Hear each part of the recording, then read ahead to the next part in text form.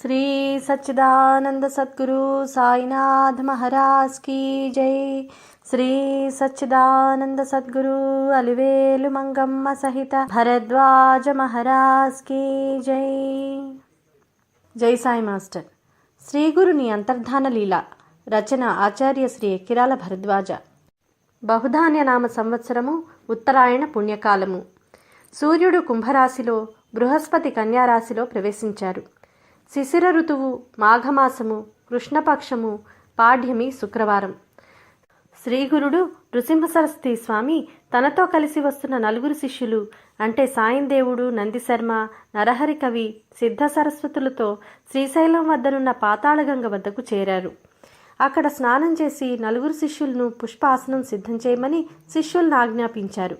శిష్యులు అలా చేయగానే శ్రీగురుడు ఈ పూలనాభలో పాతాళగంగ దాటి శ్రీశైలం చేరి మల్లికార్జునునితో ఐక్యం చెందుతాము, మీరందరూ తిరిగి గంధర్వపురం వెళ్ళిపోండి అని ఆదేశించారు। ఆ మాట వినగానే శిష్యులు నిశ్చేష్టులైనారు। కన్నీరు కారుస్తూ అలానే నిలబడి ఆ ఆజ్ఞకు కృంగిపోయారు।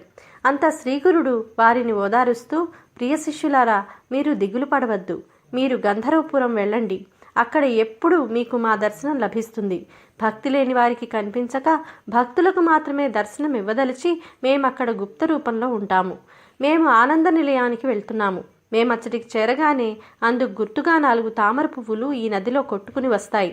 మీ నలుగురు వాటిని ప్రసాదంగా తీసుకోండి, మీరు వాటిని ప్రాణం కంటే ఎక్కువగా భద్రపరుచుకుని పూజించుకోండి, ఇది మా ప్రమాణం, సంశయించరాదు అని ఆదేశించి ఆ పూల ఆసనంపై దివ్య తేజస్సుతో తరలిపోయారు। ఇంతలో శ్రీగురుడు వారి పూలనావా కనుమరుగై అంతర్హితమైంది। శిష్యులు కన్నీటితో ఆ దిశ చుట్టూ చూస్తూ నిశ్చేష్టులై నిలబడిపోయారు।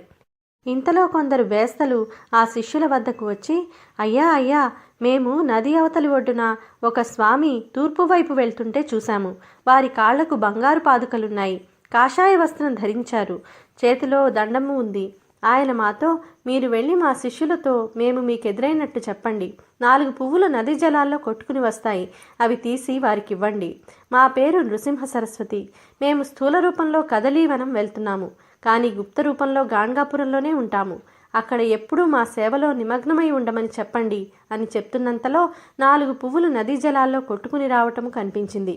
అంతా ఆ బెస్తలు ఆ నదిలో దూకి ఆ పువ్వులను శిష్యులకు అందించారు।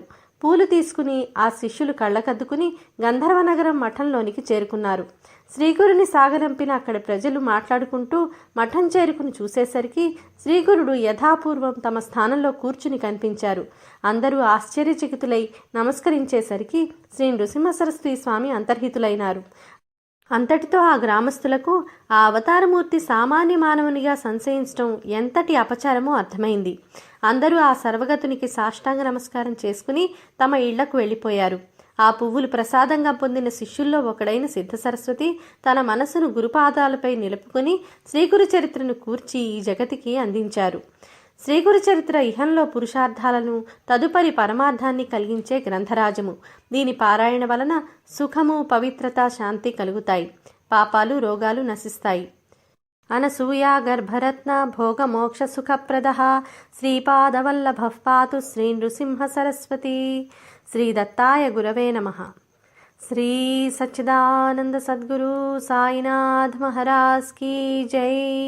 శ్రీ సచ్చిదానంద సద్గురు అలివేలు మంగమ్మ సహిత భరద్వాజ మహారాజ్ की जय। జై సాయి మాస్టర్।